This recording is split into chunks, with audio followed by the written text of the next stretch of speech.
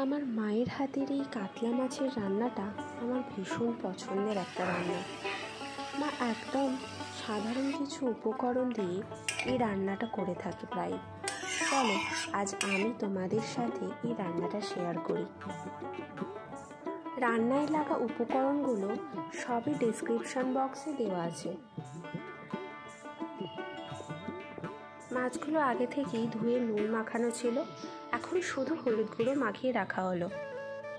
2 রকমের শুকনো লঙ্কা গুঁড়ো, জিরে গুঁড়ো, হলুদ দিয়ে ভালোভাবে এটাকে জল দিয়ে মিশিয়ে পেস্ট বানিয়ে রেখে দেওয়া হলো।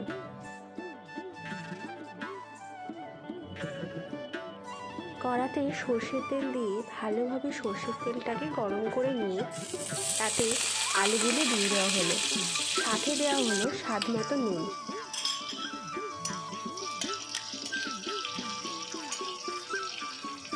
আলুগুলো ভালোভাবে ভাজা হয়ে গেলে এবার সেগুলোকে তুলে নেওয়া হলো। সেম তেলের মধ্যে যে মাছগুলোকে নুন হলুদ মাখিয়ে রেখে দেওয়া হয়েছিল সেগুলোকে এবার ভেজে নেওয়া হচ্ছে।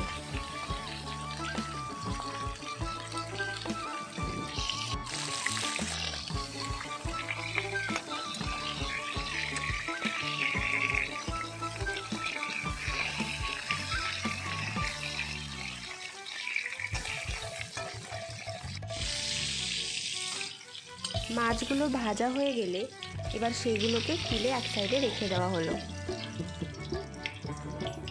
কড়ায় একই তেলের মধ্যে কুচো পেঁয়াজগুলোকে দিয়ে দেওয়া হলো।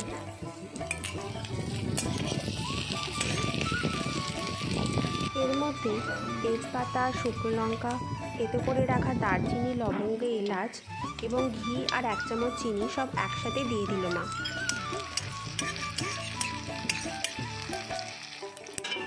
এবার আদা বাটা এবং টমেটো কুচিগুলোকে দিয়ে ভালোভাবে নাড়িয়ে নিতে হবে।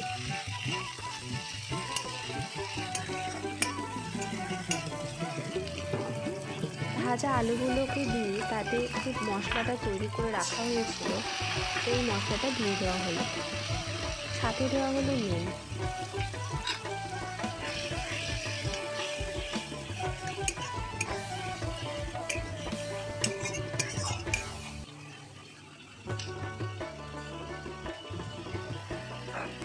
মশলাটা ভালোভাবে কষা হয়ে গেলে এবার জল অ্যাড করে দিতে হবে। এবার এটাকে মিডিয়াম আঁচে চাপা দিয়ে রেখে দিতে হবে যতক্ষণ না আলুগুলো ভালোভাবে সিদ্ধ হচ্ছে। আলুগুলো সিদ্ধ হয়ে গেলে তারপরে যে মাছগুলো ভেজে রাখা হয়েছিল সেই মাছগুলোকে এবার দিয়ে দিতে হবে। মাছগুলোকে দিয়ে দেওয়ার পর আর কিছুক্ষণ 5 মিনিট মতো হাই আঁচে এটাকে ভালোভাবে ফুটিয়ে নিতে হবে। সাথে দিয়ে দিতে হবে গরম মশলা। গরম মশলা দেওয়ার পর রান্নাটাকে কিছুক্ষণ মিডিয়াম আঁচে চাপা দিয়ে রেখে দিন, তাহলেই রেডি হয়ে যাবে কাতলা মাছের আলু দিয়ে এই ঝালটা। এবার গরম ভাতের সাথে পরিবেশন করুন।